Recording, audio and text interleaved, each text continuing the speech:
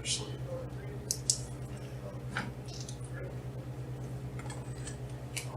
So anyway, what's next?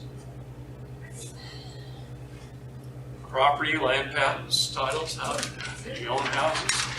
How do they steal your property? So title, how does that work? Is that like just required for how many years of a car? Oh, I did write. Something, I kind of. Just a little bit of We skipped right over stuff. A lot smaller. Should we jump right around? MSO, MCO. Manufacturer's statement of origin or manufacturer's certificate of origin. It depends on the manufacturer and where the car is manufactured. Okay? What's this? Statement. In the United States, most of our car manufacturers use the MSO, manufacturer's statement of origin. Or manufacturer. What's C stand for again? In Europe, you buy a BMW, a Volvo, something like that, it's a manufacturer's certificate of origin. Okay? You have to go to your state. Well, SVP up. here's another issue. If I walk into a Chevy dealer and I want to buy a brand new Chevy Silverado diesel pickup, crew cab, long bed, I whip out $75,000 in cash and I set it down on the table. And I buy a truck. And I'm smiling, I'm happy. And the salesman looks at me and says, oh, I need another $185 for title, registration, and licensing fees. If I just whip out another $185 and I hand it to him, or whatever the amount is, that's when I gave my $75,000 truck to the state. But at that point in time, I owned it for a brief second. Okay? But if I just pay that $185, I gave it away. It was a gift to the state in exchange for a lease, which gives you the opportunity to make a profit and incur a loss. That's what it says. The opportunity to make a profit and incur a loss. In other words, you might be able to sell it for a profit, or you might lose $20,000 when you drive off the lot. Okay? That's how they look at it. As soon as they have this in their hand, they can require you to be a driver of that motor vehicle. They can require you to provide insurance and to follow all rules, codes, statutes, and ordinances. They can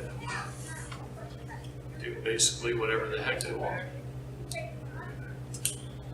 So one of the keys to truly being free is to get your MSO or MCO. And how do you get that? Well, there's a couple of different ways. Texas is pretty easy. Every state's going to be different. Okay. Some states are going to fight the heck out of you, like New York. They do. But I go into the DMV in Oregon and I ask for a chain of title report, especially if I bought a used vehicle. I ask for a chain of title report so I know everybody that's ever held title, and I want it clear back to the original MSO. And that's what I asked for, and that's what I paid them to provide. I get that. They don't know how smart I am, so I switch it all around, and I put the MSO on the top, and the newest title on the bottom, instead of the other way around. And then I take it to the Secretary of State's office, and I ask them to authenticate it. Authenticate my record. Once they authenticate it, they bind it, they put their seal on it, it's authenticated. I now have an authenticated copy of the MSO. What? It's as good as an original. Okay. Keep it in my glove You box. went to the Secretary of State. Where'd you go to get where'd you take it to get it authenticated? Secretary of Secretary State of of the State of State. Oregon, and ask for it to be authenticated. They don't know I went through the back door, and now I have a sworn, true, original copy of the MSO. They don't know I have that. Yeah. So is that before Now, you put yourself as title? every state's might be different. That's what I did in Oregon. Do you put yourself as title owner, or just it's a brand new truck with no owner? You do a chain of title affidavit. It says I own it, and I own it all the way back to the MSO. Here it is. Right, but once you It's in have my the, possession once you now. have the MSO, yeah. Understand, the minute they authenticate it, I have an original copy of the MSO. They made it an original copy of the MSO. Yeah, you said you switched it around. You switched No, all I did is put the MSO on the top it. Right. of the stack. So I just changed the order. Oh, Now, okay. So they're you gonna didn't- give you back every title of every owner that has ever had that car. I don't care if the car's been sold 20 times or twice, doesn't matter. Okay. There might be 2 pages in that document. But the fact of the matter is, now you have an original MSO. Gotcha. And they'll stamp the first page. Now, you fall under UCC 9-109. Wait, He likes the UCC code. UCC or USC? UCC is Uniform Say it Commercial again. Code. The Oh, 909. commercial. No, So no, Uniform no, Commercial no, Code, that no, goes into no. international law. Personal- And personal USA property is because, directly yeah. for the Yeah, United if States. you got the That's under MSO. vehicles, why would it be UCC? Because it's everything's commercial. under international law. Huh? It's all international It's law. all international law. Everything is? 909, Everything is. 307H. I thought you said this stuff is USC. USC is code, United States code. Yeah. It's the employees code. Oh, gotcha. Yeah. Okay, but okay, because I thought I See heard that it on was the back of UCC, and I'm like, most why citizens' don't? citizens' cars, they Now I'm gonna have to write change my 909, brainwash into done all the way USC. to Okay, MSO. so there's It's the both, commercial there's and two. UCC. I got you. You never know. What That's is why that some code of them that it get falls picked under up now? and some of them That the don't. UCC, what did you just say? Uniform Commercial. No, what code was it? I'm Here. supposed to. Your state's gonna be different from mine. You're gonna have to do the research, figure it all out, and do it. You can contact your Department of Transportation, you don't have to sign. You just do an affidavit. It says I So I can do that. own all titles back to the original MSO. Here's my authenticated copy. See, that's why the dealer has to send that to DMV. You're not supposed to touch it. Once you have one that you can touch, it's yours, it's authenticated.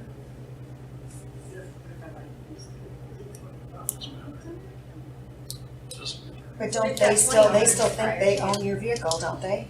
They still have it in their little possession that they, Does not matter. because you have that, you don't need the registration now. You don't need anything. Throw your registration and that card out the window.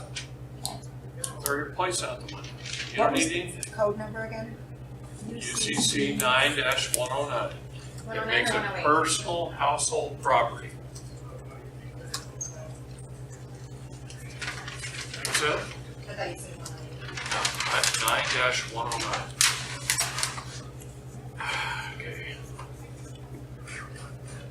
Okay. What if you already have a vehicle that they already own? You already have one, you've owned it for 10 years. So They've did already I, got the, but as long as I have that, I can just, but, okay, because you said if you buy it brand new, but according to them, they already own my truck. yeah, that was a story I was telling to show you when they steal your vehicle from you. Right. The minute you pay that $185. So once your vehicle's already been stolen, then You don't pay that, is what he's saying. just quit paying it. Just don't pay If you that. go to the dealer, you say, no, I don't need to write you that check for $185. I'm going to export it. Yes. Okay. Oh, I'm gonna And I'm going to export it from the state of Oregon to Oregon. Yeah. The minute I drive off that lot. That makes more sense. Okay, See, that's what you tell them at the dealership. okay, but what if? But you're talking about after the fact. Yeah, So you just do what I said. Go to DMV, pay for a complete title search back to the original MSO or MCO. Get the photocopies of it, and then take it to the Secretary of State, get it authenticated, and just reverse the order so it's on top. Now, because they're going to make a book out of it, okay, all official like, and just keep that in your glove box. Now you have proof that you own it. Okay. You're gonna put it in the actual. Sure. Do that via your affidavit, how you hold title.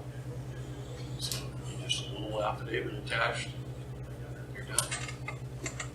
Okay. If I was right with you, tell affidavit attached. What are you doing to seal the deal? You got a chain of title. Yeah. If you have a used car, or the 3 or 4 owners have owned, you do an affidavit that I purchased this car from them. They purchased this car from them. They purchased this car from this dealership. And this dealership got the original MSO, MCO. So this is my chain of title. I swear and attest to it under penalty of perjury. Sign your name to it. Put it with the book. Now it's your personal property.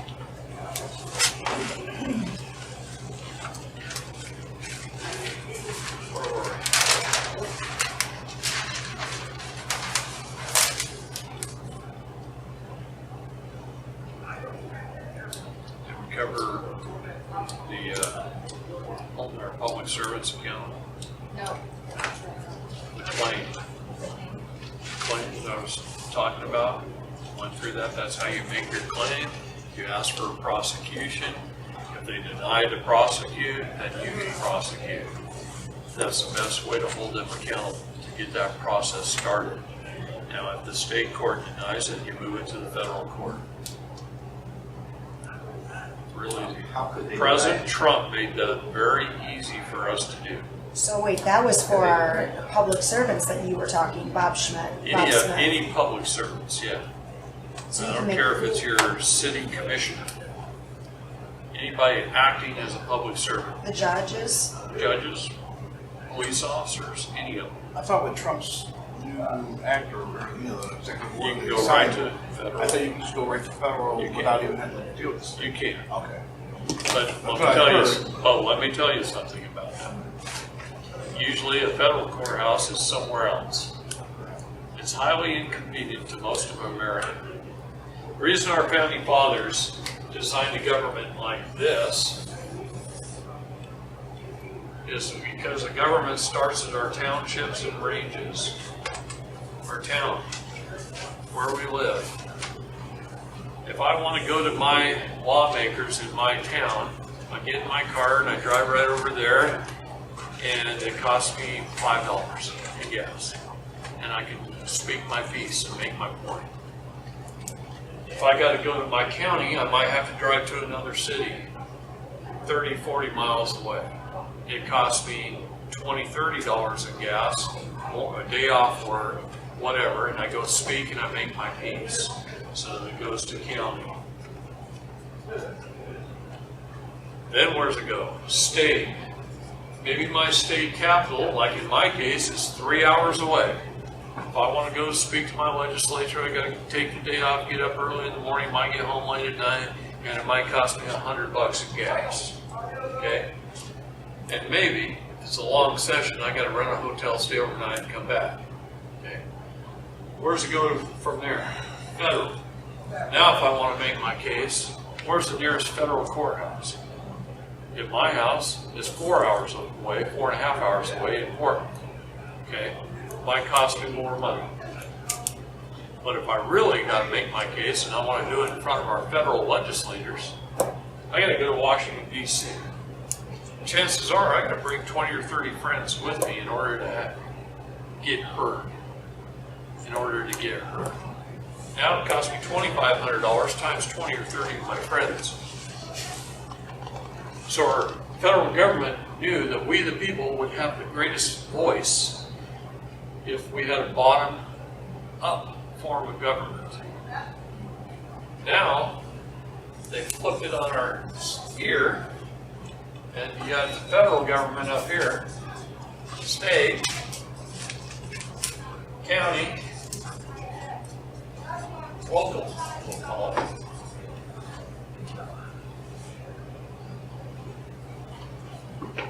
And that's what's wrong with America today. It was designed like this, and now it's like that. Yeah, they mirrored They mirror everything, reverse it.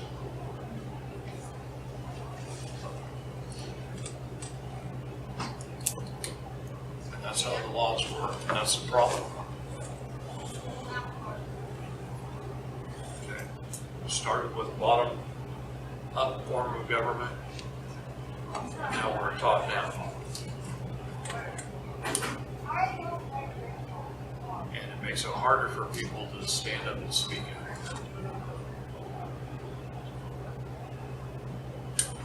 So when putting your name in these documents, writing it through like my middle name, full name,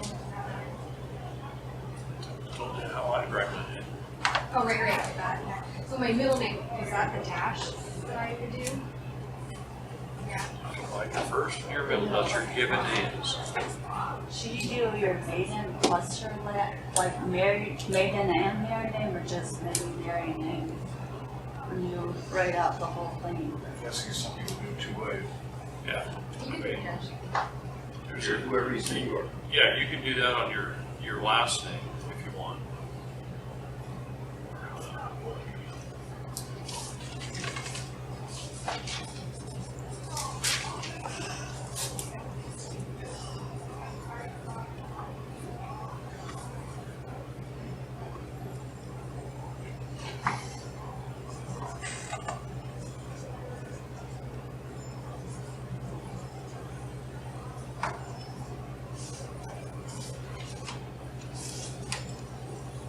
You put a space in between the colon and the period, in between Gene and Miller, or no space, just I put a space. when you type it. Okay. Put a space. So it looks weird. Huh? It looks, right, I typed it and it looked a little weird, it was close without the space, okay. I think two periods together means something else.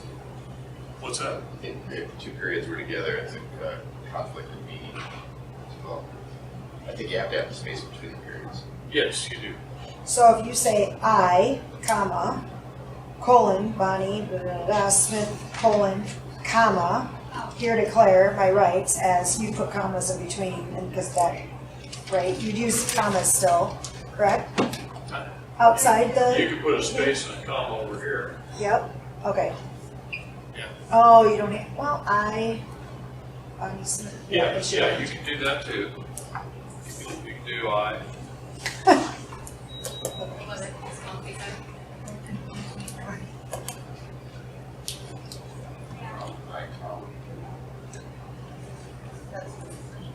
What's that called again, the proper English that gets used to? Comes out of the Chicago Styles Manual. Chicago style, that's what I did there.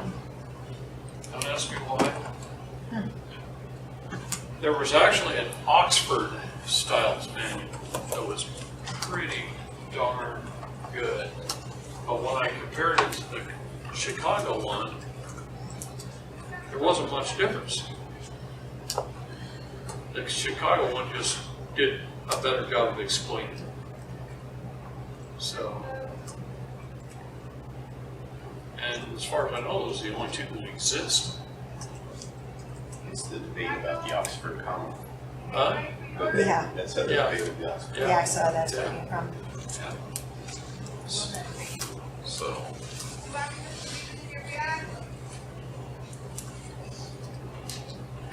What next? Here for you guys. Huh? Don't get them. Yeah. Well, I'm just dumb. Guys, I'm still dumb afterwards. She got her loans and she's still dumb. Still dumb. Yeah. I think I've learned I my Waste forgot money, any. you're gonna Oh, propagate the wait, school yeah. system. Ignorance is bliss. We have a There. family friend who purchased the property that we live in, or live on, and we have a land contract. We're debating, since they get the, the tax breaks, since we can't claim it on our taxes or stuff like that, we're debating we should just go in and get a regular loan so that we can get the tax breaks, but I don't want the tax liability.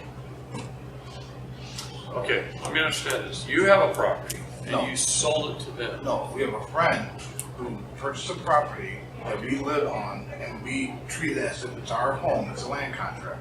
We have a land contract, or rent with option, whatever you wanna call it. Okay. To where we live on the property, maintain it, So technically, you're buying it from him. from them, and they're acting as the bank, and we're paying 2% interest instead of, 5 or 6 or whatever it's we're paying. But we don't get we can't go get a loan on the property to put a new garage on or whatever, so we're debating if we should just go get a. I would recommend you don't do that, even if you could. What's that? Go get a loan and build a garage. Okay. Save up some money. Save up the money, go build a garage.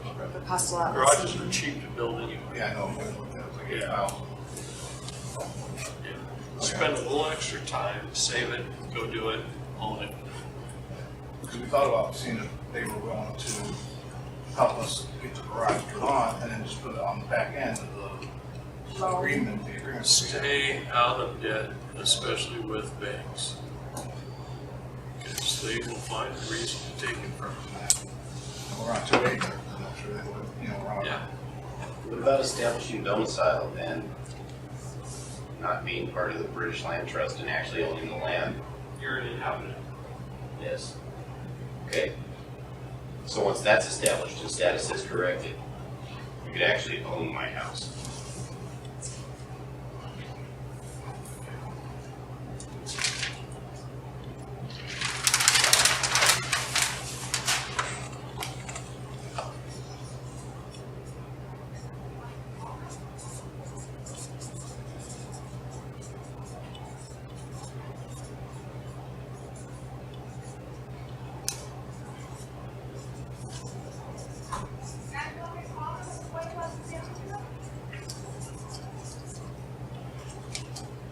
All property shall be in land patent.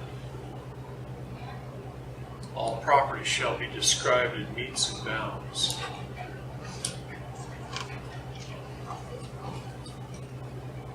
Let's run through a scenario. Husband and wife goes and buys a piece of property, the house of their dreams, first time homeowner.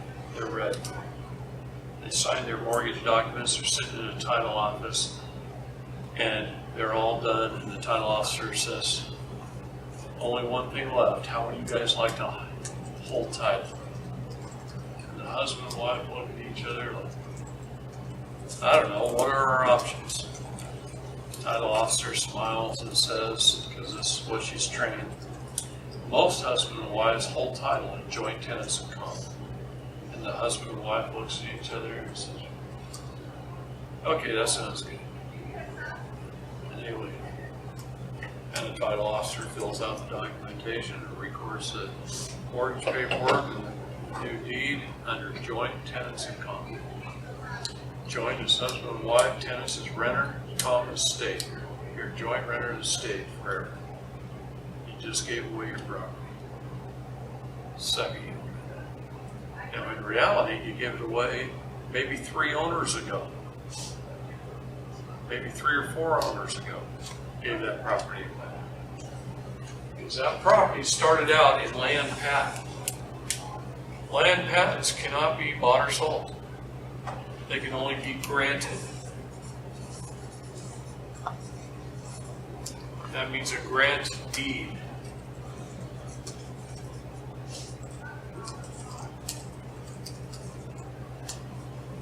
I own 2 mortgage companies and 20% of the title company at one time. A grant deed passes down to their heirs, successors, and/or assigns. Their heirs, successors, and/or assigns. Now, if I wanted to get a little compensation from that, I just write a contract to my son. He buys my property, I grant it to him, and we call it good. It's a private contract between 2 men. Okay? Maybe it was for $20 in silver. Doesn't matter. Okay? But it was granted. Land is everything from the dirt down, all its minerals. It goes all the way up and includes the sky. But the improvements, everything from the dirt up, minus the sky and the trees, any improvements are real estate.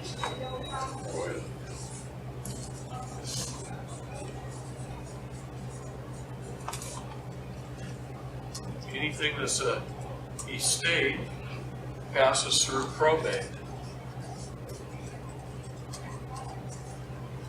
So a real estate agent shows up 10 years later after that husband and wife wants to sell their property and move into a bigger and better house. The real estate agent is selling the house. She's showing the house. She's explaining the features of the house. And they sell the house, the improvements. And the land gets given away in an abstract of title.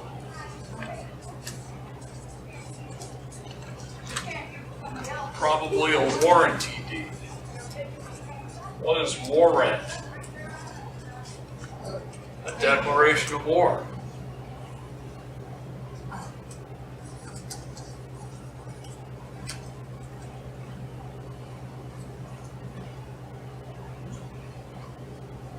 So you have a, basically, piece of toilet paper. You have an abstracted title, Yeah, a lease, some abstract. and the estate owns your property because you hold the title in joint tenants in common. Common is estate. Common. This is heartbreaking. Okay, hold on a minute. There's a way to get around this. Always the same answers. Joint tenants in common, the state owns the property, you've got an abstracted title. Look up the word abstract in your Black's Law. You'll see it's not a real deed. Okay? It's not a real deed. All land patent must be granted. All land must be held in land patent and described in metes and bounds. But somewhere along the line, somebody from the county came out, like a county plot manager or a plat surveyor comes out, and he says, wait a minute. This is lot 27 of block 3 of Spring Hill subdivision, located in Wooddale, Illinois. And he re-described your property. Took it out of the metes and bounds. Then he assigned a lot, block, and tax number instead of a land patent number. And then he put in your all caps name with your postal address, with your zip code, taking your property out of the state of Illinois and placing it in Washington, D.C. in the district. And they just stole your property on behalf of the state. Can't you get it back? Yep. We only have 2 jobs in life: to correct the errors our public servants make and to educate them so that they never do it again. So we get our property tax statement in the mail and it's an invoice, right? It's an invoice. And on that invoice, it says your name in all capital letters. And it says your address with your zip code. And it says it's industrial, commercial, or residential property. No, it's private property. Those 3 are commercial terms. Even the word residential is a commercial term because resident is someone there temporarily to do business. It's got a lot, block, and tax number. It's got all, the whole thing is filled with errors. And you write them a cute little check, because somewhere down here it says you owe $2,000 for your taxes out here. And you write them a cute little check for $2,000 and you mail it in, you just acquiesce to the theft.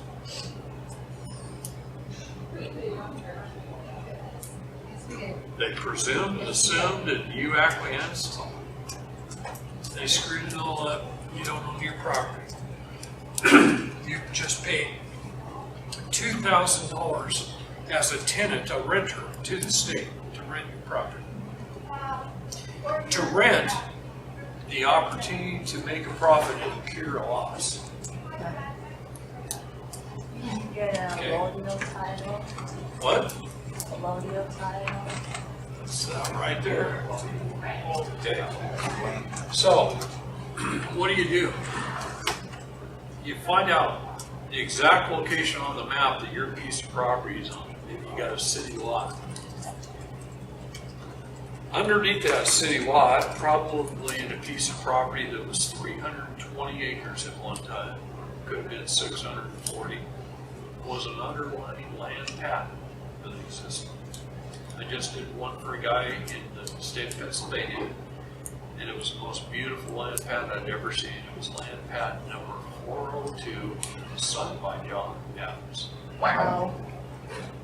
Wow. John Adams' original signature was on his land patent. So you go to the Bureau of Land Management office with the location, and you've got to find out your township and range. So you might have to go to your county cartographer's office to get that. And you probably want to do a title history search going back to the last grant deed. And then you will have your meets and bounds. What are these around? This property is located in this township, in this range, starting from a point right here, 143 feet to this corner, and 127 feet to this corner, and 300 feet to this corner, and back and so forth. So that's the technical. Yes, it's the actual Right. description of the property. It says all that in my, whatever, not deed, but it has the meets and bounds in it, so that's, it doesn't make it a land patent, it just tells you No, that. you're not quite there yet. Yeah. That's what, basically just what the surveyor did. You have to have the meets and bounds. All property shall be described in meets and bounds. You have to have the original land patent. So now that you have the location of the property, the township and range, you go to the Bureau of Land Management and you say, I would like to pay for 4 original certified copies of the original underlying land patent on this property. Now, there's one little thing you're gonna have to add in here.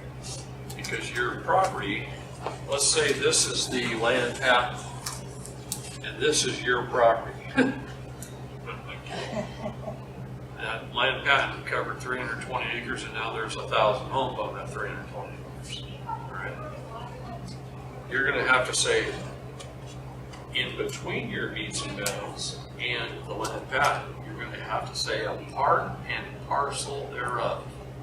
So it's land patent number, whatever, I'll use his, 420.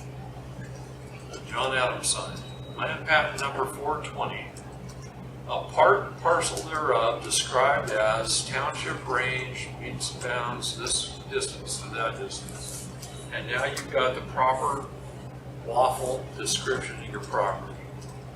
Now you're gonna have to say, this is private property, not industrial, commercial, or residential. It's private property.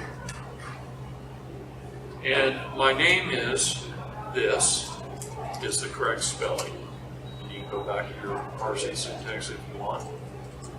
Write it correctly. And my address is in care of Rural Route or Rural Free Delivery, 61037 Drop Road, Bend, Oregon, 97702. Now, you take the zip code off, you put zip exempt, and you spell out the word Oregon. You don't use O-R or I-L. I heard a lot of computer programs force you to put in a zip code so you can say near this, so it's near some fictitious environment. Some of them do, but in this case, you're gonna leave it off. You're gonna say zip exempt. You're gonna fill out an affidavit sworn under the penalty of perjury that all the information is true and correct. Here, public servant, you've been making a whole bunch of mistakes. Clerical errors on your part, I will not hold you accountable. No? But here's the corrected information. Please don't let it ever happen again. You're sweet. And you record it for the county. In that case, that's a good thing to be. Okay? And you go get it recorded under the proper land patent number. And you know what? Will it change land The patent county numbers? recorder is supposed to notify the county tax assessor and ask them to remove it from the tax rolls. What if they don't do that? Yeah, what if they don't do it? Can you hold them Did for accountable? me. Is that a mistake that you can grab under public service and remedy? Right here's, once you hold the original land patent in a proper grant deed, you gotta prepare the deed. I mean, there's a process of doing all this. All this is deep, yeah, but You've got to post your property for 90 days, you've got to publicly publish along the way. You've got to notify anyone in your chain of title that's a previously owner that if they have any security interest whatsoever, to please come forward. You have 30 days to do so. chain of title. Yeah. Yeah. I suggest getting Ron Gibson's land patent book. I actually think that. Not about a month ago, because I wanted to know about land patent. Ron's going to be in Austin next weekend with me teaching land patent book When? next week, Austin, Texas. On Sunday, part of the day. So, Who's the author of that book? huh? Who's the author of that book? Ron Gibson For the, is one of my fellow Oregonians. Yeah. Man, now you learned how to do your property, your car, So we're going to my student loans, your marriage. doubled in 6 months, we're getting paid. Well, what about, What about owning a business? So I thought about starting a business, so, Okay. Still registered with the state. yeah, but I wanna open up like an You indoor trust. amusement park, Hold on. so. I'll answer that question. Okay, remember yesterday I told you the story about Gina Nielsen getting her out of jail? So her stopping her from going to jail? Okay. She owns a child's gymnasium. Probably 3 times the size of this room. Huge child's gymnasium. County's been giving her hell because, see, Gina has always been an outspoken person. And she's always stood up against it, but she didn't know how. And so she started to learn how. When she was speaking out against them, that's the reason they were coming after her. Okay. Now she knows how. I helped her set her whole business up as a PMA, Private Membership Association. All her employees in the gymnasium are owners, they're PMAs. They own. All the kids that come into her gymnasium, all the parents sign a PMA. It's for private members only. On the front door, it says public not allowed. Private members only. Now That's how what? you thought that way. The county stopped hassling her. They wanted her to pay personal property tax on every piece of gymnasium equipment, mat in place. And they were coming after her personal property taxes on all that stuff. Not anymore. Well, yeah, she's not a in prison. person anymore. No, but her business and everything is a private membership association. It's not a business. Stop using Only members can go there. So the kids pay the same fee they always did, but now it buys them a private membership. private one-day membership? Yeah. So you think Where do you think you Costco, learned it? you think Costco's getting out of, not out of, but you think Costco's going to do that or Oh, yes. capitalizing? Oh, yes. It's really, So Costco and Sam's are, they're not. No, those two, there's a lot of them. PMAs, private memberships. They make over. Guess what? Membership too. For property. Trying to look up Costco's business license with the state. They don't pay tax. But they There is pay none. tax. Who's paying sales tax on there? Going out there? Is it, you ever done that? That's, Change your status? sales tax on you, Yeah, not on me. Costco. No, not on Costco. Right, they don't care. So, They just collected on behalf of the state. how do I avoid sales tax? What's that? How do I avoid it? Move to Oregon? We have nothing for it. I'll work on that. I'll pick you up on my way. Can I move in? I can move in. If you're accounting. 10-year lease. Child of his That's younger. what they have.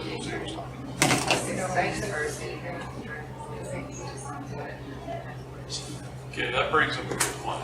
See, here's the problem.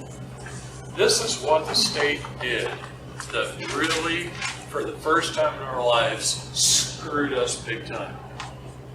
Is they reduced the age of getting a driver's license from 18 to 16 on purpose. So you contract before.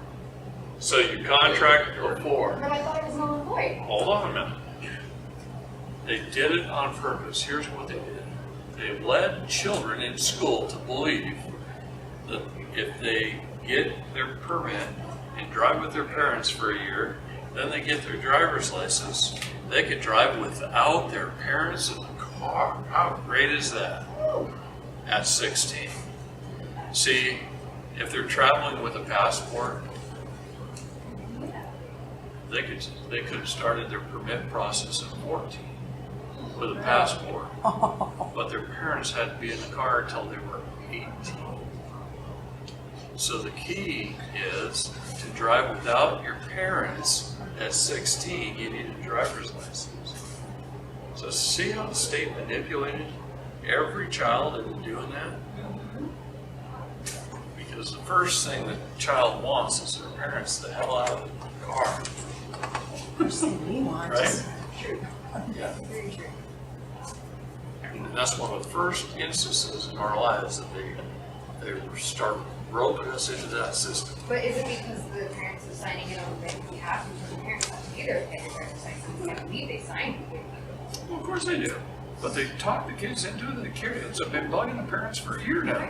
Can't wait till I'm 16. Yeah.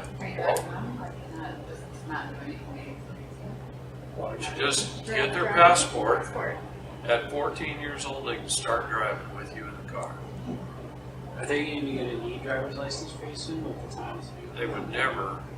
Said They're going to again. get rid of driver's license? Well, I As far as certainly driving- hope so, but I don't see it in the foreseeable future. You need a 14, so who cares about 14 if you're doing it on hell, because they won't issue passports if you're 14. Right. Yeah. No, you can get it for that. No. It's, You travel under your parents' passport before 14. At 14, you get a passport. yeah, but he got it as under prison. I guarantee you. It's Well, they'll still give them a time. card. Yeah. Yeah, Oh, I see, I see. yeah. Technically, they don't get their own passport until 14. So, I mean, they'll give them some kind of ID to travel with their parents. School ID. Okay, but just for the sake of why we're here, that's still asking permission. But But if It's you're, chasing it about as far as we possibly could. Right. Okay. you still have to come big boy, or, papers, the big boys take stuff, right? And have it. Okay. so Make sure you don't want to help with my student loans. Yeah, we can talk about student loans. Student loans are government-backed securities. Absolutely. I'm not, I refuse. I'm not gonna die. No, not only that, they're under compound interest rates. They doubled in 6 months. It went from $42,000 to almost $90,000. I went through college, I had student loans, I paid on them for years and years and years and years and years and years, and the balance hardly ever dropped. I finally blocked in with $18,500 and I paid it off. My dad did the military, the GIA bill. That's how he went through college because his dad died at a young age, and then his mom couldn't afford college, so he just said, "I'm going to join the military to do the GIA." And that's how my son did it too. Yeah, very good, I thought. okay, so we know how to get the vehicles into our own names, our private names. We know how to get the houses, except do the houses work if you don't fully own them yet? If you're, Actually, if they're mortgaged through the bank, that's a problem, but if they're mortgaged through non-bank or. actually, they do, it does work even if you have a mortgage. Through a bank, Yes. you through a can bank. still do all of this and the bank will just stay out of it, they'll, or do you Not have to involve necessarily. them? Because they hold the title until, No, they don't have anything. They don't have the title, they don't have any legal documentation, they don't have any paperwork, they don't have any legal signatures. well, they have the first They lien don't on the have home. any legal nothing. Every mortgage in this country is a fraud. Every single one of them. Every documented mortgage is a fraud. The only reason they get away with foreclosing on people is because the judge will sign with the bank every time, even if you go in there and prove fraud, because the judge will get sued for patent infringement if he doesn't. The fraud of a mortgage is patented through the United States Patent and Trademark Office under the MERS Act. Read the MERS patent. The whole process of fraud is patented that they can do that. So now, what's wrong with it? They're loaning you money so that you can buy something that you can't afford. They're not loaning you. they're not loaning you anything. Well, they're taking title of the house until No, you pay they're it not off. taking title of the house. Well, you can't afford the house you're living in. No, they have a trustee that is not a title to a house.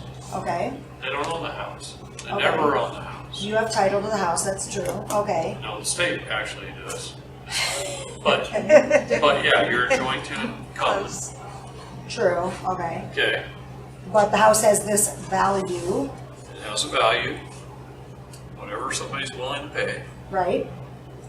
but the mortgage on it is not a title to the house. It's not a deed. It's a trust deed. Trust deed is an abstract title. They've lied to you, they convinced you about the whole ball of wax, and every bit of it's fraud. If you're a bank, what are you? You're a business. Well, but you had to borrow money to build your buildings Yeah, on the well, house, right? Well, If you got a they're loan. messing with you. Well, like you told him, don't The get a bank loan. is a business. This is a Right. bank building, okay? Okay. We're gonna pretend. Okay. My bad drive, bank. Okay, Sounds legit. this is a bank building, it's a business. The business has shareholders. And because it's a bank, it has depositors.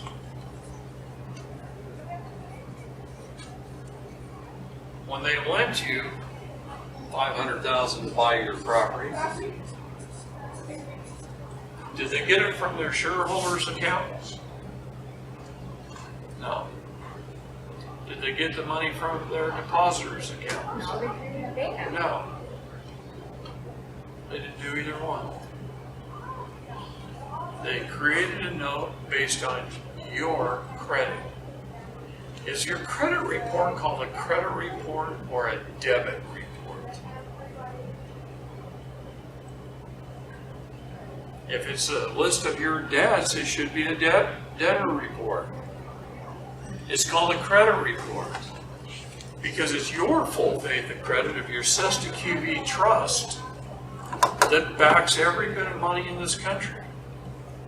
So are you saying the bank borrowed the money out of your system? Remember, yes. Remember Okay. the loan from the IMF? Yes, They issued upon your birth, Okay. $630,000, threw it into the Yes. Paid twice, from your trust and then from you. I get it. Okay, now I have a different situation. 10 times. That's My loan wasn't from a bank. Mine is a private loan. Okay, now you're talking something totally different. Well, that's what That's I an mean, I agreement thought I'd hear that between through two because I men. wanted to know about that, Right. but mine is between two people. Right. So mine's not a bank. Honor your debts between them. Yes. Yeah, but as far as that, so let's say, and I would never, that's why I'm asking, like lawful, like the right thing to do. Can I still, because I still hold my title, but I do owe them, can I still make it my private land though, even if I don't own 100% of it? He holds a security interest, a note Okay, on your Okay, He can take it back. so they're a Even lien, if you they're, own it. right, they're a lien holder, so they would be one of the people in the chain of titles that I would have to let know because they own a lien on, I mean, technically, if I still owe them. Correct. Okay. Okay. They actually have more rights than a bank does. Yeah, and they're way better to me than a bank is, so. That's Most of the time. So anyway, they do not get the money out of their shareholders or the deposit accounts. It's a bookkeeping entry. It's based off your assessed QB trust. You have Wow. millions of dollars in interest. Millions. Are you gonna talk to us tomorrow about doing something with that trust? Is that the advanced class? Or are you gonna have you come back so you like it so much? No, we can talk about it tomorrow. What did you say? Reverse mortgages. Oh, goodness. A lot of elderly people Oh my do that. They gosh. built up a lot of equity, they need cash, they need a way to survive, they do a reverse mortgage. They get paid a mortgage payment, and the bank gets the property. Unless if you can pay back the, I know that's far up, right? Unless you can pay back. For instance, Oh. my grandmother, her house is probably worth 1.2, just because it's in Jersey and she has taken out 550 of the equity of the 12 or 1.2 that she's taken, so I have to pay that 550 for that house. Right. And that can be done through her estate and probate or whatever. Or do it right before she dies. Is there a way to do things, for her to do things without having to give half of it to the government? It's like a life insurance policy. The bank, when they do a reverse mortgage, is betting on how long you're gonna live. Because if you live a whole long time, let's say you lived 150, and they're paying out $2,000 a month till you're 150 years old. Regardless of the equity that you built in? So they still pay that, God, I need to keep her alive. Yes. She's gonna outlive me, but still. Then they end up paying 3-4 times for that house what it was worth. Right, They go off actuarial tables, they're not gonna lose money. right. So they're only gonna pay out what they're betting on you, how long you're gonna live. What about HTR 192, all debts are paid? Why doesn't that play into everything? Because that was rescinded. Rescinded? Yeah. By whom? HDR 192 was removed. No longer exists, but you still have USC 50. So where does the money come from when you sell a house, you get paid by who? Where's the money come from when you sell a house? From the other person's. Or a trust? They take the money out of the people that are buying the house, the money comes out of their trust. You're assuming that they got a bank loan, then it's coming out of their trust. If And they that's paid what cash, the cash was still a bank loan. You understand that, right? The IMF, when they were born, lent the public charitable trust $630,000 if they were born before 1975. Okay? That was cash thrown out into the public. At 18, we go out and gather some up. We earn it. We gather it up. We hold on to it. We go spend some for a house, some for a car, some for utilities, whatever, right? They keep track of it all. Those are legal tendering the debt to a later date. So even if I take out $10,000 and pay off a note I have with you, it doesn't discharge the note. I write it down on my taxes and I paid the bill off, or my bank knows that I went through the money and paid the debt off. Some bean counter puts it down on paper and it's kept track of. Everything I gathered is kept track of. W-4, 1099, 1040, on and on and on. Name a number, they probably got a form with that number on it. They keep track of everything. So everything you spend your entire life, they keep track of it. And it all tenders it till probate, till a later date. Then it's paid out of the investment side, the credit side of your Cesta QB trust.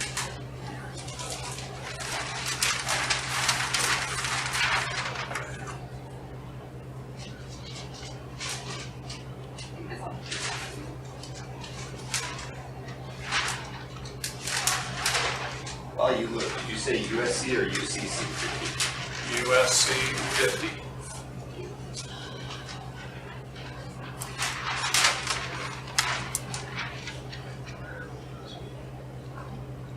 A balance sheet, debits, credits, 630,000, 630,000 US Treasury bonds on the credit side. This becomes our investment account under our CUSIP number of our birth certificate. This grows and grows and grows and grows and grows.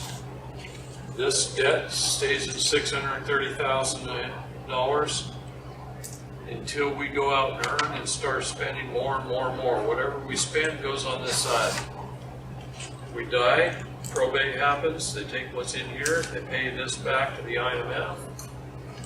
Whatever's left, they reinvest, they create it lives on a perpetuity forever, they create a sweep account, any interest earned off that, funds government.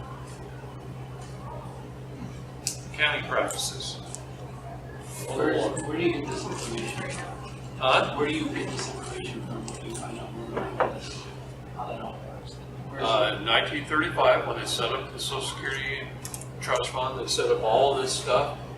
They set this amount of 630,000 insured for 1 million. In 1975, any child born in 1975 on, I think it was June 30th on, it went up to 1 million and 2 million insurance loans. What he was asking, where do you get this information? Where did you get the information from? Where did you first find Acts it? of Congress. The acts of Congress that created this whole system. The Cesta QV Trust Act, on and on and on. Act after act after act after act. Where do you find all the, are those acts all in one place? National Archives. I've read every act of Congress that has ever written. I've read every presidential speech, every United States code, every law book, every state constitution, every Supreme Court decision, up until about 5 years ago, and then they decided to do enough of that. Oh, fishing. Right? Wow. Acts. Yeah. Yeah. Well, it's an act. Well, at what point, what year did you say where Congress, everything that they did, makes them all? What Correct. year was that? 35. Since 1861. Oh, yeah, that's right. Yeah. Oh, man. However, Okay, but they're still good. however, Right, they're the authority. there's a lot of people consenting. And so they're Wait, gonna what keep was in it 1861? As long as people consenting. Congress is no The longer, law is no they weren't the proper That's right. ratio for the It all- representation. Oh, yeah. All boils down That's in to 1861. your So everything consent. beyond that is not Yeah. valid, in a sense. But we consent to it. Okay, question, back to the houses. So let's say I have a private loan, and so what, well, let's say you have a bank loan, so which is fake, what does someone do if that's a fraudulent loan? Because there's always still a loophole for me to go from the private loan to the bank loan and then do whatever loophole you need to do to get out of their fraudulent act. And, right? You can't get out of the fraudulent act anymore. Look at Renee Powers. My God, she's a wonderful lady.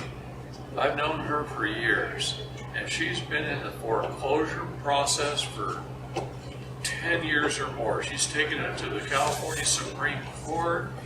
She's going to federal Supreme Court now. She has proved the fraud over and over and over and over and over again, and they literally admit you've proven it's fraud. So we're siding with the bank.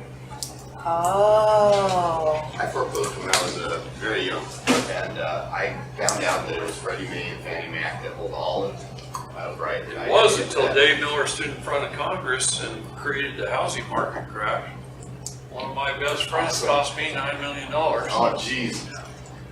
They told me straight to my face, and I guess it's not like that anymore, but like I said, I was very young when this happened. And she told me, man, I can hear the passion in your voice. I know how hard you're trying. She goes, I gotta cut this short. She goes, you call every day, you do everything right, but we want you to fail, but we get paid 4 times every time someone forecloses, so there's no way you're gonna win this, because we're never gonna give up that money.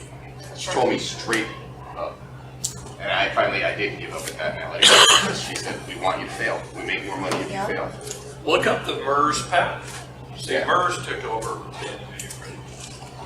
Oh, is Can you, that how do you spell that? MERS, Okay. okay? You look up, do your research on the MERS Corporation. They have a CEO and no employees.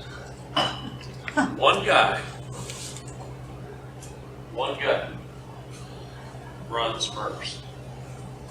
And the MERS patent, through the United States Patent and Trademark Office, is a license to defraud everyone. Wait, is licensed to, Defraud everyone. It's the banking, it's the mortgage process. It's fraud. It is patented. So the CEO's job, by the way, he is an attorney. And the CEO's job is anytime a husband and wife goes into court and proves the fraud to the bank, the judge, if he even thinks about siding with them, he's got a lawsuit in the mail of patent infringement on his person. They'll sue that judge so fast, it's not even funny. you So mean the on judge his- sides with You the mean on bank. his So people? what stops me from saying I, Lee Jaslingo, claim Mr. MERS trespassed against me by, you know what Yeah, I'm saying? Govern our public servants. What stops me from doing that? he's not a public he's not government, it's a pub, He's it's not, a he's a private corporation. Right, corporation. so this is against him privately then. What stops that? Try it. Yeah, Yeah, try it. I don't think anybody's trying it. That's Be the awesome. first. Do it. Just do it. it's a good way to get dead, but yeah, Yeah, let's yeah. do it. You know, I'll do it. To get dead. I'm just saying, the whole mortgage industry is a fraud. Dave Miller stood in front of Congress and through proper Parsi syntax grammar in 2006 proved that all mortgages were a fraud. And a senator rushed out of the room because his biggest contributor to his campaign was Bank of America. And he ran to Bank of America and he said, this was happening right now. Bank of America wholesale all their higher interest loans to Chase and to Wells Fargo. All of Countrywide's loans to Chase and to Wells Fargo. And Bank of America, man, Did they- I'll tell you what, they took a lot of shot on the liability for Countrywide, but they didn't lose any money at all. In fact, they made Yeah, They isn't made- that insider? they made hundreds of times more money off of it. And they just sold them 50 cents on the dollar. How did you know it cost you money? Because I had invested everything I'd owned into real estate. I lost $9 million in real estate between 2007 and 2010. Did you sell it, or how did you lose it? I thought I was in great shape. I owned 7 businesses. Let's go back to 2005. 2005, I owned 7 businesses. I had $800,000 cash in the bank. I had probably 35 properties that I owned at 40% loan to value or less. 3 of them paid off pretty quick. Wow. Okay. 2005, I don't know, add it up. It's more than 63.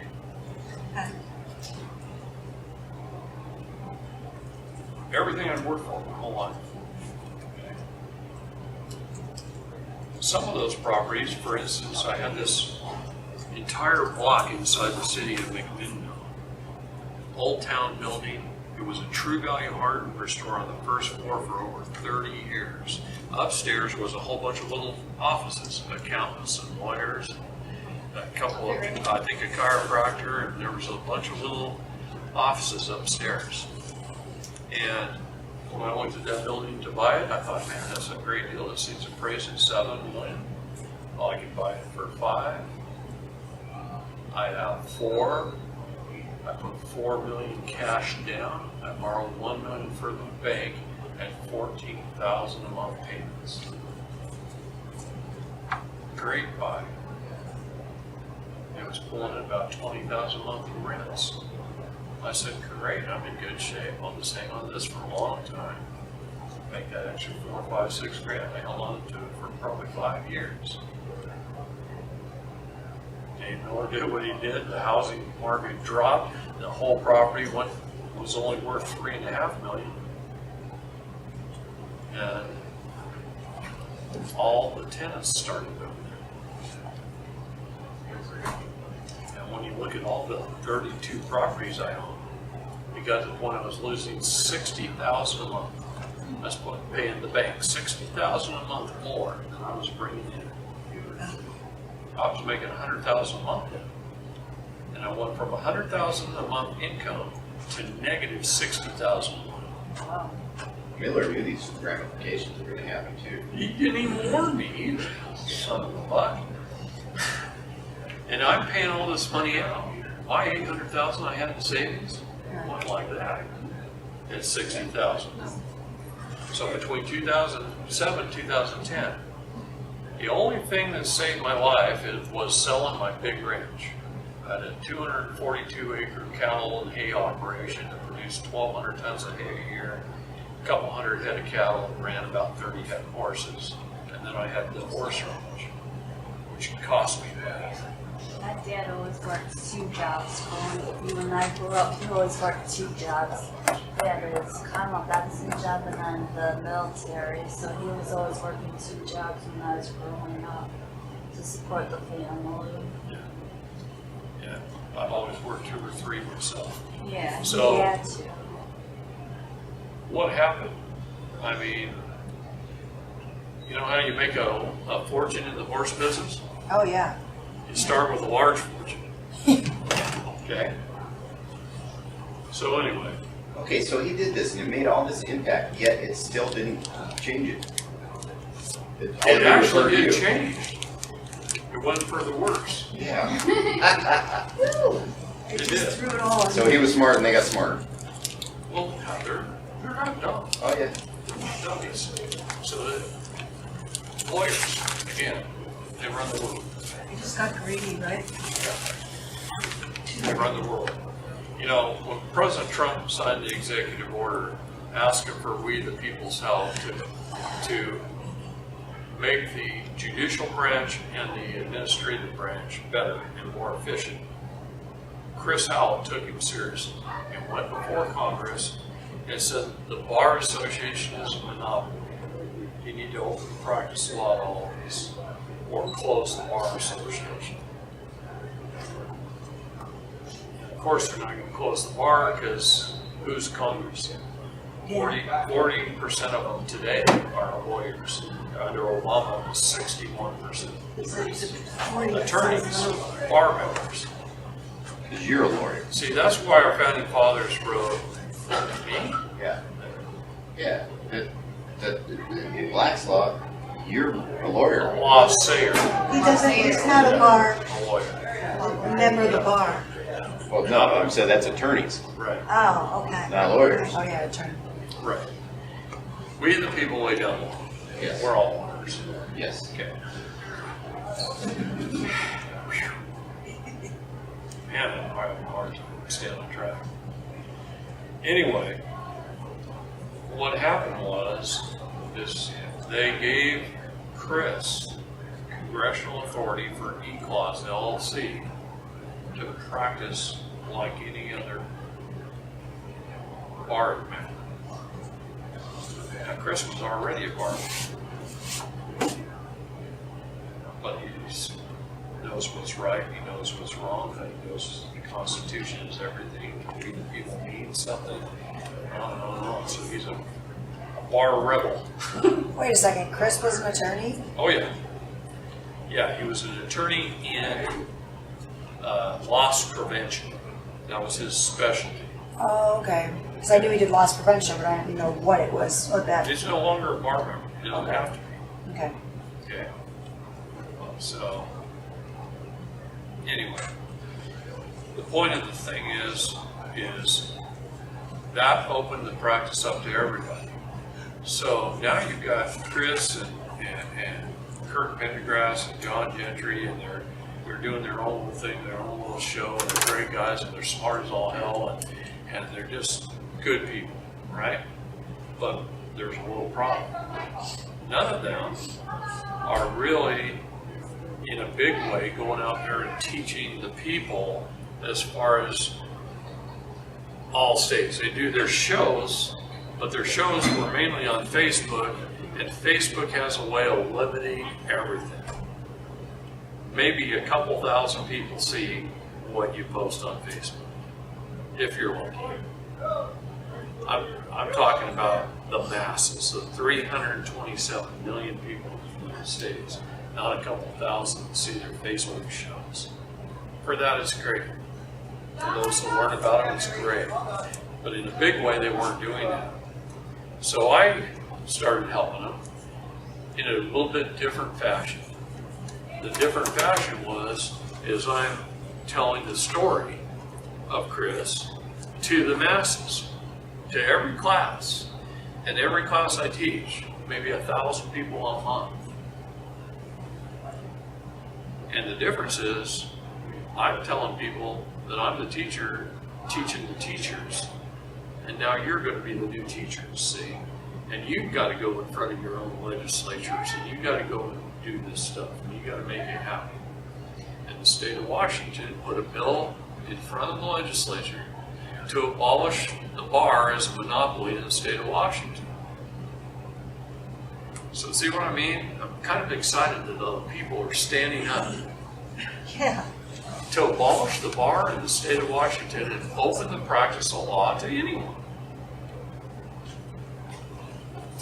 Why aren't we doing that in Illinois? That'll be the The last. home of the bar. Okay, so if that happens though, you still have to learn, I mean, you still have to pretty much learn all the statutes and rules and codes if you're going to There's got to study. be a law sayer. You Right, just gotta which know ours the is a little more, basics. yours is a little more simple, which is good. But this whole, how about if we're gonna abolish the bar, let's abolish legalese too? 'Cause that's Up to this crap. point in my life, I do not know how to make it simpler. No, it's not crap. There's a purpose for all of it.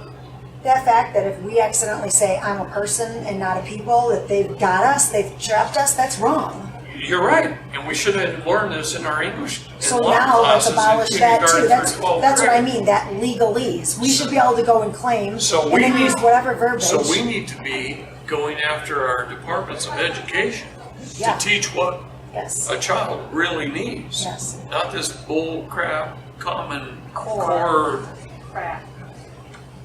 bad history Yes. crap, okay? Yeah. We need to get them to teach the truth. Or Yeah, but the government writes that they're not going we to. just take our children away from them.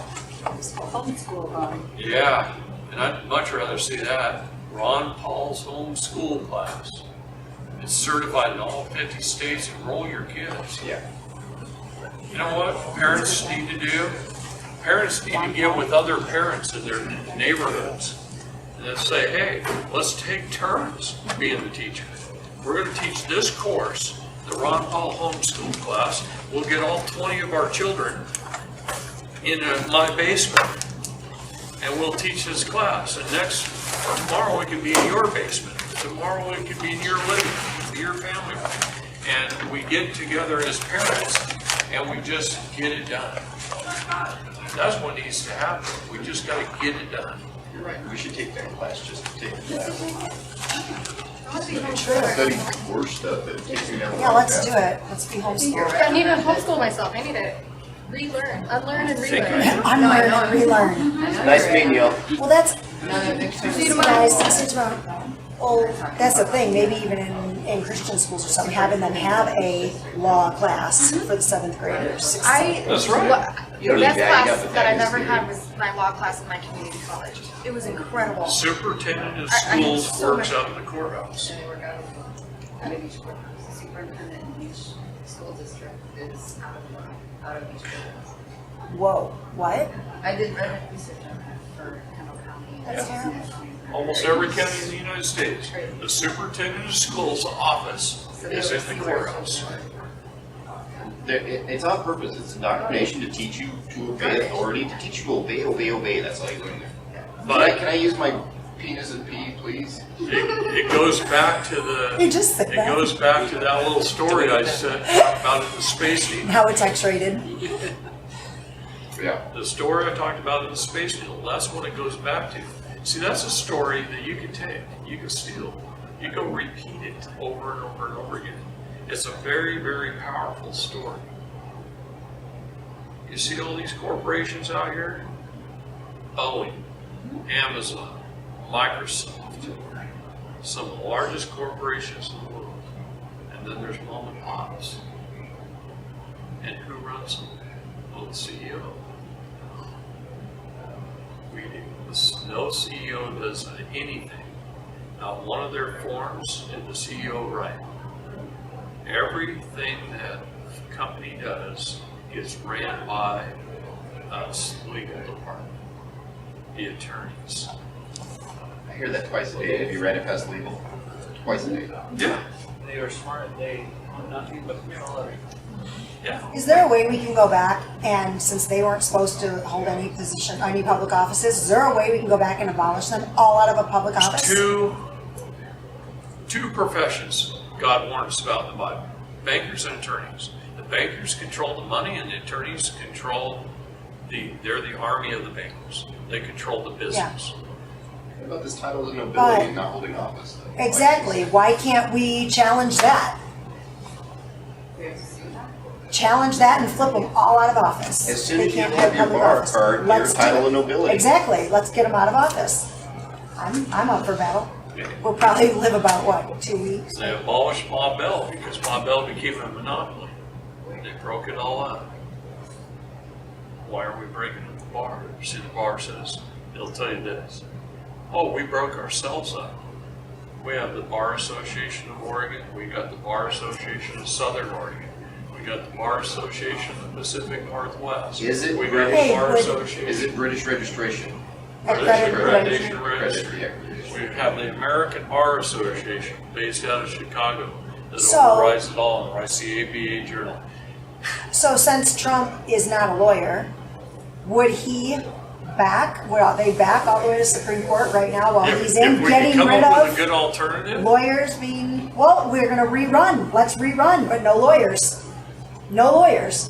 But now we know anybody can operate in court, so the lawyers still will operate in court. But if they can't hold public office, we'll just have re-elections. That's an easy alternative. that's how you do it. You educate the people, and if they are a bar member, you vote for the other guy. You see what I mean? Regardless of party. See, I look at the people running. Okay, let's just say two people are running for office, one Democrat, one Republican. I'm a Republican. But my Republican candidate is a bar lawyer, I'm voting for the other guy. That makes sense, yeah. That's how I feel about it. That's how Yeah, but if it's strongly against our I feel Constitution, about it. then is it the Constitution that it's against? For The Title of Nobility Act nobility. was, I don't know, is it? In today's If it world, was it doesn't before- exist, unfortunately. Even though people proved that it was truly ratified, Virginia ratified it, they hit it. Do you know they burned 7 museums down in the same day? Right, but do we still have To hide documents of it? that But it still exists. Oh, it still If it exists. still exists, then, You know, in the state of Pennsylvania, a few weeks back, they were selling a painting at auction, and they turned the painting around, and stuffed on the backside of the canvas was one of the original 17 handwritten copies of the Declaration of Independence. And the guy that got that painting made $2.6 million off the Declaration. Wow. Yeah. where was this? In A Philadelphia. home in Pennsylvania. There was a painting that went up for auction, and they turned it around, and on the backside of the painting, in the canvas, at the back of the canvas, was an original Declaration of Independence. There was only 17 handwritten copies, and it was one of them. And they Do you knew know this where? before they, Where? it was only can 2 look point it up. something million? Yeah. You'd think it'd go for a trillion. They got $2.6 million for How that. could It's a you copy. that? How could you prove? No, they said it was an Imagine that. original 17. The original copy, yeah. Oh, an original copy. Any historian will know if it's one of the originals. So how many Wow. are left? Huh? 10 left? 7 were burned? Well, I think it's only like 6. 6 left. I just think if we bring up all the You wonder if control and the someone- bad laws that's been created since they Congress died hasn't been and able to tell make them. any laws, and we bring Oh, up well, all I the guess stuff that's someone happened did. since Abe Lincoln and all the truth, open the people's eyes a little bit, I can't see how they wouldn't agree that we have to go back to that. Throw all that law out. You'd be surprised. I had a grandmother. You'd be surprised how many that people, likes especially in this big city 'Cause over nobody here, knows. love it the way it is. Of course. City people. No, you know, let's Yeah, but just, you let's know just why give they them want all it the way it guns. is? Let's give everybody guns, because then they'll shoot all each other, they'll all be dead, we don't have to worry about it. They have plenty. No, give them all guns, all, and just let's go on vacation for a couple weeks and they'll be dead. I think it would make it, I think it would reduce All crime the to gangs, nothing let's and give them they'd be guns. better off. And then It would, all go out to, actually. be what? It's a proven fact that it reduces crime when people are armed. They'll all just do each other in. That's my point. The gangs, Well, they're doing that now. give them guns and then we'll just stay away I from read an it. article about They all that. have guns right now. I know, but give like the mamas and the papas and the other kids too, and hopefully they'll I all talked to just people kill on the the south side and they Why said there's why don't you pallets of just give guns. every police officer an all expense paid vacation to Hawaii? Send them away for a And while, tell the then let the gangs. gangs shoot each other up while they're all on vacation. Right? Switzerland, everyone owns guns. You have to be in the military. Yeah. It's Swiss, so everyone knows how to shoot a gun. And their Most crime people rate's own one of the guns. lowest in the world. Yep. Right. Because most of them go through the military and they can keep their gun after they go through the military if they want. So most people keep their gun. Right. So most people are gun owners. In China, no one has guns, not even the police. There's a bunch of little guys. Not even the police. Probably all Because they don't took trust on their the- police not to turn into our police. Because They all know you hand commit a hand crime in combat. China, 25 Chinamen tackle you and beat you up. So I was gonna say, they know hand to hand Police. combat. Is anything more happening with this red flag thing? I haven't looked at anything publicly. They said, Shall not be infringed. Everything they do will be thrown out. Everything. but have they been confiscating openly again in the Hey, past couple what of are we days? I don't know. They may be. Some places here and there, What are we talking about? guys. Who's, what, Red flag laws and guns. where, You when? can sit closer to you. The law they want is that I can say, you're crazy and you have a gun and I think you need a psych eval and you get swatted and they come take your gun. They take them immediately. But So that means anyone every can ex call. in the world is gonna call the Right. cops on their ex. Right. And their And definition Did of this just go into law with our stupid family and- governor, or is it, is? It won't happen. It'll be a civil war. So I have a question, how can someone say that someone is outside of college? And how does it hold up? Never gets there. Just going through that right now in the state of New York. This man never even had a hearing. He walked in front of the judge. They said his name. He said, "That's not my name. My name is this." And he gave his whole name. And I think they asked him like one other question. I don't know what it was. And they said, "The first thing we're going to do is order a psych." They ordered a psych eval, and the psych eval came back clear. He was competent to stand trial. The judge didn't like that psych eval, so ordered another.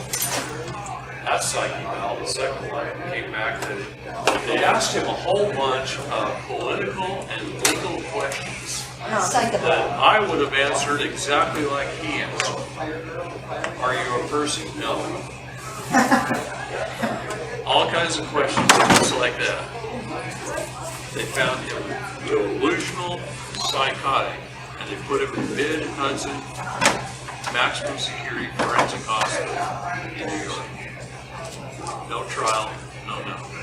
Their defense against us right now is a psych eval right off the bat, and they're also saying, it's not just a psych eval, it's also paper terrorism. On Wednesday, I got him out, but he gets out next Friday. He called me while we were at lunch. That's the call I took while I walked out. He's getting out next Friday. He's got his paper in his hand. I'm out of here next Friday. He goes back to county court so he can actually be heard, but he's out of the How did you get mental him out? hospital. If he knows you, and he's a savvy fellow, why did he volunteer to give them information to use against him?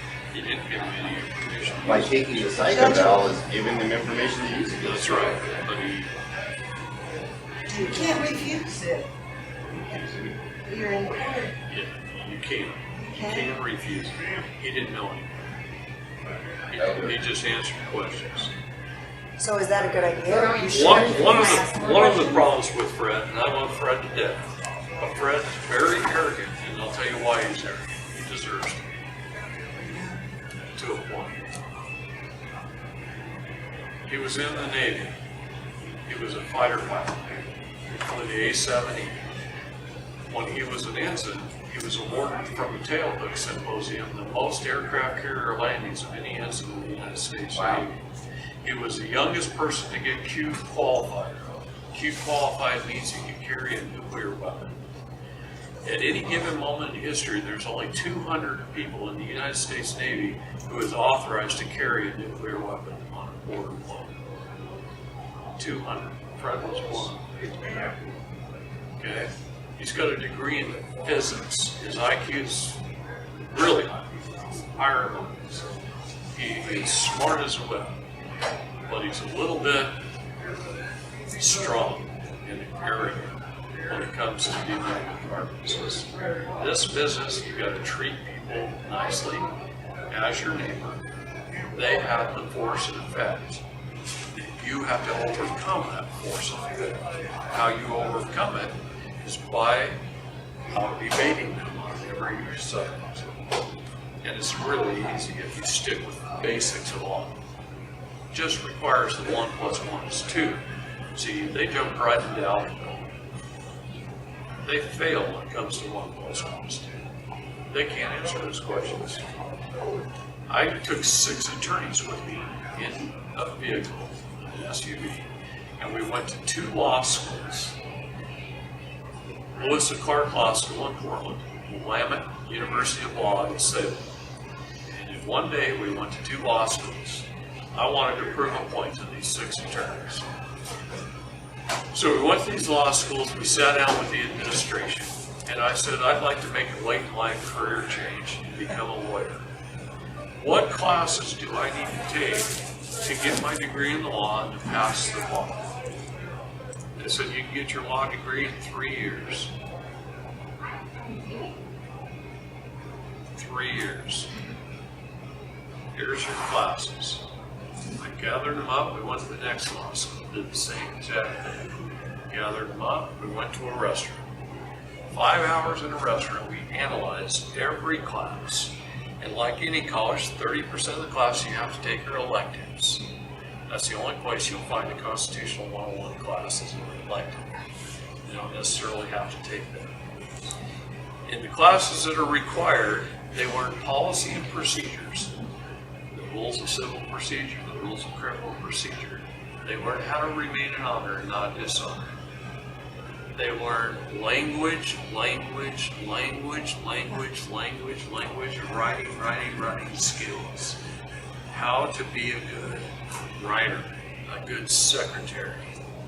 They learn all these things, how to look stuff up on Westlaw. I asked these lawyers, I said, where's the class on the United States Code? Where's the class on the UCC? Where's the class on the Internal Revenue Service Code? Where's the class on our constitutions and our treaties? Where's the class on? And I just went on and on and on. You don't need to learn the law to be a lawyer. A lot of the classes were just on how to pass the bar exam. Yeah. Okay? You don't need to learn what this man knows to become a doctor. Ask your physician how much he knows about that medicine he just prescribed. He knows nothing about it, except what the salesman told him when she came in. Okay?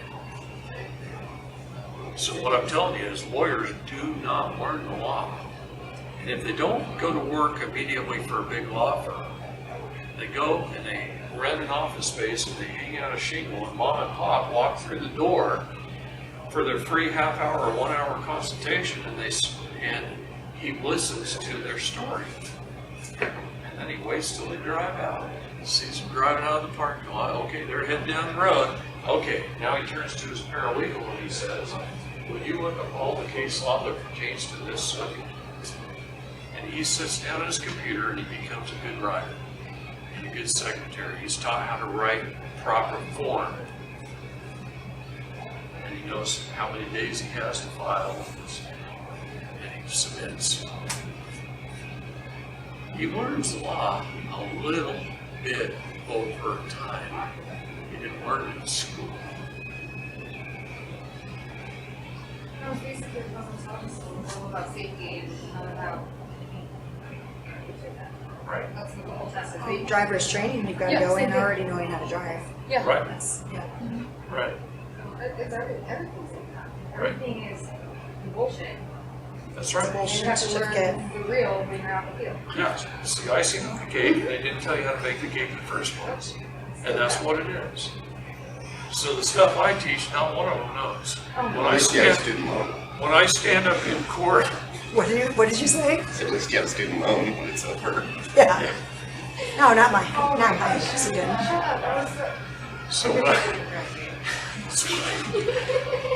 so when I stand up in court and I ask over 250 times, maybe closer to 300, I lost track a long time ago how many times. What is the law? Where does origins come from? How do we write this thing called law that says the same thing over and over and over again? And I get, maybe out of the 250 times, I get 200 lame-ass answers and 50 that don't answer at all. Yeah, I believe it. They don't know. No, So What when they does give that you- have to do with the price of tea today? they're compartmentalized. So when they give you a legal lame answer, then you rebut it and correct them how That they're gives not- me the not correct. opportunity. If you don't rebut it, then that's truth. That's right, but it gives me an opportunity, see, it opened the door, they got the chance to answer. Every time they ask us something and we answer it, they can respond to our answer. Every time we ask them something and they answer, we can respond to their answers. So then you just hold up your hand and say, hold on there a minute, I might just be a dumb farm boy from a little town in Oregon. My comprehension is that in Genesis 1:26, I was taught in Sunday school that God gave me dominion over the land, air, and water, sea. Then they're going to say And that's I the go Bible. through that, and I go, no, they don't. Well, I'm They guessing can't that's what their refute it. answer would be. It's the truth, they can't refute it, okay? And then you go through jurisdiction. Now all of a sudden, you've nailed it down to contract law. Now, bring forth the contract, here's the you won. You can win in court that easily. Yeah. Yep. As long as you appear by special appearance, you know your status in your jurisdiction. So what about electronic signature? We talked about wedding signatures a lot. Is an electronic signature a wedding signature? The contract's supposed to be two wedding signatures on two like-kind individuals. In other words, a man and a man, or a person and a person. Do I not have any contracts with the court then? You're a man. I know. They're not a man. Women are mankind, No, I know, and they're not. right? Right away. As soon as you prove your status. So my question is, and this is maybe what we'll talk about later too, is, so I had this judgment. I already went through it, already got a judgment. I'm the one that brought it because I asked for the divorce 16 years ago. And so I have this judgment that I owe this money that I cannot pay. So now I found this is all fraud. So instead of doing the trying to go the void judgment route, why can't I walk in and just declare this is all fraud, void judgment? Now we need to start over, plus give them an arrow of arbitration on the court to settle it once and for all. As long as you can prove it, you can do that. Prove what? That it's all fraud. Well, it is fraud because I didn't know I was in their jurisdiction and that, right? Now I know about the jurisdictions. I didn't know that they pulled me under their boat. It's hard after the fact. The better they've got their grip on you, the Yeah. harder it is. Possession's 90% of the law. That's what they say. So the harder they've got But you said you can prove fraud at any time. You can challenge you can jurisdiction at any challenge time. So jurisdiction, then you why can challenge can't I? fraud. Do it. Go for it. just do But it in my nicely, right? shoes, but You in said my, that. but I already have my void judgment drawn up on their vote. So what would you do if you were me? I don't know. I'd have to see every document you've had from the beginning, every court transcript before I You'd be make a reading an decision. awful lot. Yeah, I know, I'm sure. So I can't tell you what to do.